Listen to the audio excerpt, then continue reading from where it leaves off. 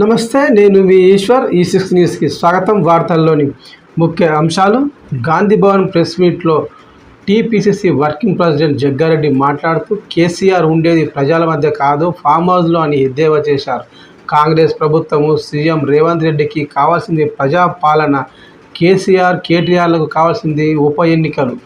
10 ఏళ్లలో మీరు చేయలేని రుణమాఫీని మేము 8 నెలల్లో ఒకే కిస్తీలో రుణమాఫీ చేస్తే ఎందుకు మీకు ఏడుపు?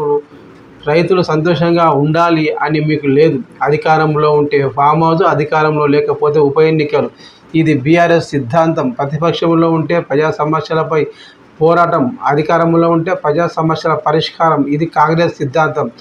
కేసీఆర్ కుటుంబం తెలంగాణ కోసం సోనియా గాంధీని ఢిల్లీకి వెళ్ళి కలిశారు కదా. మీరు చేస్తే ఒప్పు, మేము చేస్తే తప్ప అని. మీది గల్లీ పార్టీ, మాది ఢిల్లీ పార్టీ అని కేసీఆర్కు చురకంటించిన జగ్గారెడ్డి